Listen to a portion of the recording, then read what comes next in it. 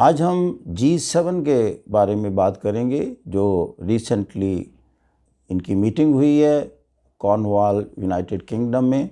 उसमें क्या फ़ैसले हुए, फोकस किस चीज़ पर था, उसके असरात क्या मुरतब होंगे वर्ल्ड इकॉनमी पर, वर्ल्ड पॉलिटिकल सिचुएशन पर, या जिन मकासद के लिए वो आए, जमा हुए, वो मकासद में किस हद तक कामयाब होंगे।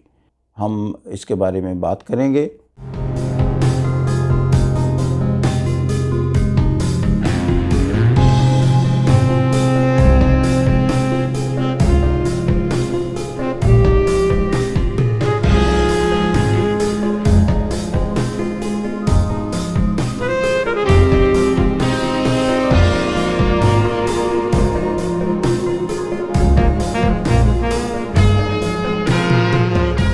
G7 या ग्रुप ऑफ 7, इसमें यूनाइटेड स्टेट शामिल है, यूके है, फ्रांस है, कनाडा है, इटली है, जर्मनी है और इसमें जापान है। ये मीटिंग हुई है कॉर्नवाल, यूके में। इसमें खुसूसियत ये है कि इन्होंने 4 दूसरे कंट्रीज़ को एज ए गेस्ट इनवाइट किया: India, south Korea, south Africa और ऑस्ट्रेलिया। आप जानते हैं कि यूनाइटेड स्टेट्स ने एक क्वाड बनाया हुआ, क्वाड्रिलेटरल डायलॉग भी इसे कहते हैं। इसमें यूनाइटेड स्टेट शामिल है, इसमें इंडिया है, ऑस्ट्रेलिया है और जापान है। और ये चाइना को कंटेन करने के लिए बनाया गया और इसकी एक्सरसाइजेज भी हुई हैं बे ऑफ बंगाल में।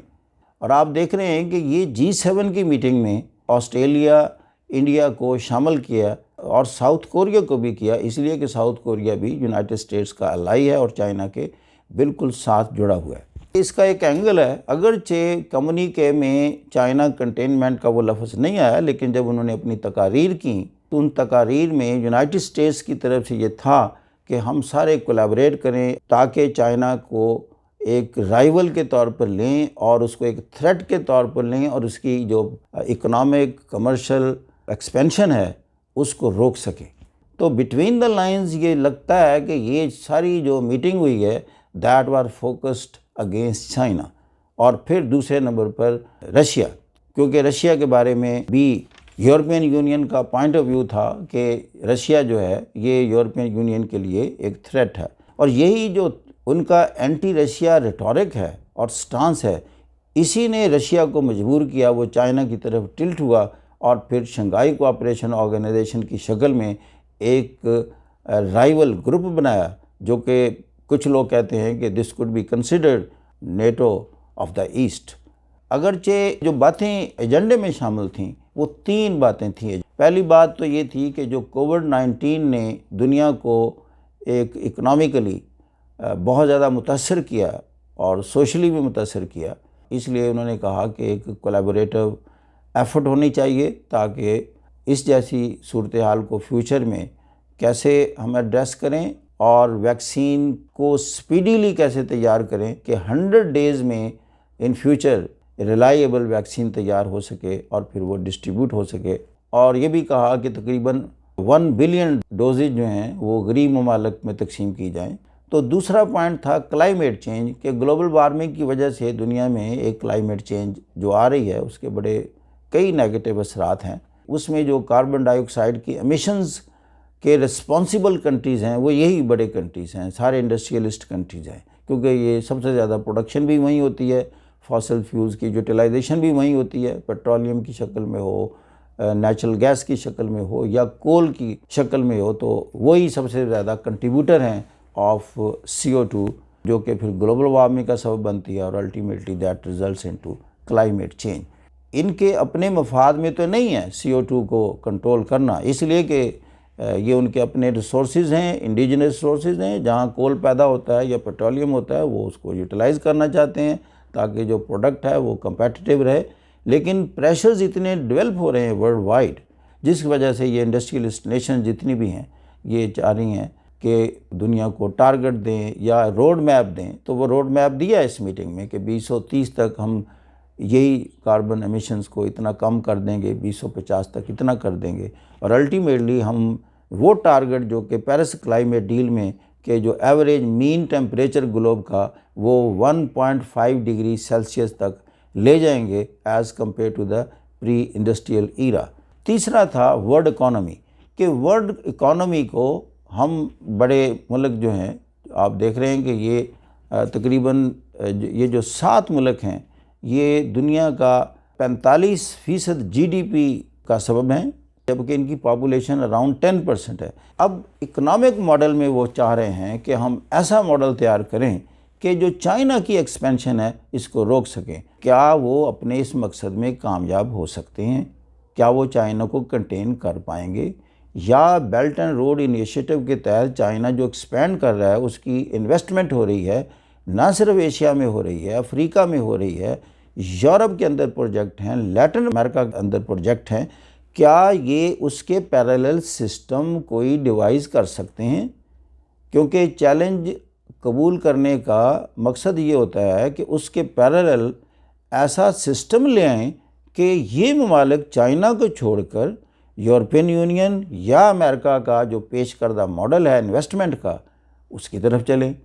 तो मेरा एनालिसिस ये है कि ये ममालिक इसमें कामयाब नहीं हो सकते, इसलिए कि जो चाइना जिन कंडीशंस टर्म्स कंडीशंस पर लोन दे रहा है और उसने अपना जो बैंक बनाया है Asian infrastructure investment bank, almost इसकी वर्थ जो है इस वक्त ये समझ लें कि half of the world bank जो है उस लेवल का ये बैंक है। वहाँ से चाइना ने इनको लोन एक्सटेंड करने हैं।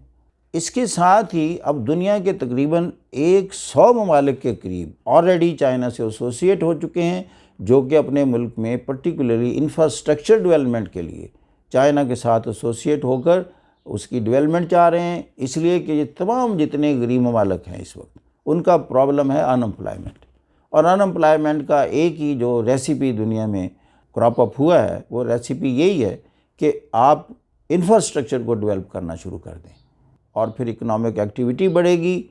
और जो पॉलिटिकल इंस्टेबिलिटी इस वक्त सारी थर्ड वर्ल्ड में जारी है उसका सबसे बड़ा सलूशन और एक रेसिपी है और जो आंसर टू दैट क्वेश्चन है वो ये है कि आप कोई इन्वेस्टमेंट एक्टिविटी हो। तो चाइना ने असल में इसी एक इशू को पकड़ा और इन ममालिक को कहा कि आप मुझसे लोन लें, मेरी कंपनीज़ को कॉन्ट्रैक्ट्स दें, हम आपका इंफ्रास्ट्रक्चर, रेलवे, रोड, नेटवर्क और बल्कि तमाम वॉक्स ऑफ लाइफ में जहाँ जहाँ आप इन्वेस्टमेंट चाहते हैं, चाइनीज़ कंपनी और चाइनीज़ कमर्शियल बैंक का जो फाइनेंशियल सेटअप है वो आपके लिए मौजूद है। और ये जिन टर्म्स पर कर रहा है कोई दुनिया का मुल्क उन टर्म्स पर इस वक्त वो चीज़ें ऑफ़र करने के काबिल नहीं है। जो बॉटम लाइन है, चाइना की जो कमर्शियल, इकोनॉमिक, ट्रेड एक्सपेंशन और इन्वेस्टमेंट और फाइनेंशियल एक्सपेंशन हो रही है, इसको कोई रोक नहीं सकता, ना यूनाइटेड स्टेट्स ना उसके एलाइज। ये यूँ कह लें कि Chinese economic expansion and subsequently the political expansion and influence in the world that is destined, उनमें बेसिकली एबिलिटी नहीं रही including United states and it's allies कि वो चाइना को चेक कर सकें। इनको जैसे देखा कि उनकी अपनी कंपनीज़ वहाँ से निकलकर चाइना में गई हैं। प्रेसिडेंट ट्रंप के दौर में उन कंपनीज़ को कहा गया जो अमेरिका की कंपनीज थी और चाइना में जाकर उन्होंने इन्वेस्टमेंट की कि आप वापस आएँ और अमेरिका में इन्वेस्ट करें, हम आपको कई टैक्स रिबेट्स देंगे। दोनों ही स्टिक एंड कैरेट पॉलिसी को इस्तेमाल किया गया। अगर आप ना आए तो हम आपको मुख्तलिफ अंदाज से पेनलाइज करेंगे, लेकिन वो नहीं आए।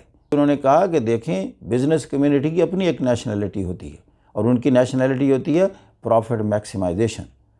हर वो जगह, हर वो कंट्री, हर वो ज़मीन, हर वो एरिया ग्लोब का उनकी नेशनलिटी है, उनका वतन है जहाँ वो अपना प्रोडक्ट कंपेटिटिव रेट्स पर बना सकते हैं।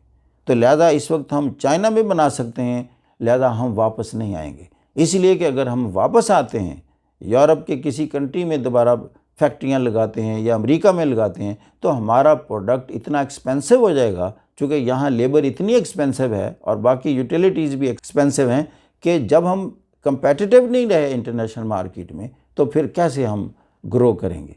तो लिहाजा वो हमारे बेसिक बिज़नेस उसूलों के ख़िलाफ़ है। इसलिए कि अमेरिकन होते हुए they have built factories, they have done investment in China, उसके बाद वो इंडिया में इन्वेस्ट की है, अब वो आसियान कंट्रीज़ में इन्वेस्ट कर रहे हैं। तो दुनिया की एक अपनी कल्चर है, इसी को कहते हैं मार्केट फोर्सेस।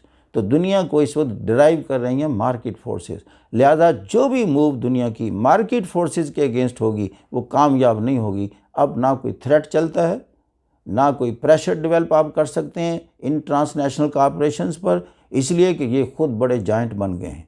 आप अंदाज़ा करें, ये जो माइक्रोसॉफ्ट है, एप्पल है, गूगल है, अमेज़ॉन है, इनका जो टोटल वर्थ है दैट हैज़ क्रॉस्ड $6 ट्रिलियन, जबकि जापान की अपनी इकोनॉमी 5.4 ट्रिलियन है। Collectively they are bigger than Japan now. उन पर आप कोर्सिवली कोई चीज़ इम्पोज नहीं कर सकते। सारी G7 की meeting in a way focus थी against China expansion, China containment. Last word ये है, ना ये चाइना को कंटेन कर पाएंगे, ना चाइना की एक्सपेंशन को रोक पाएंगे। Thank you very much. God bless you.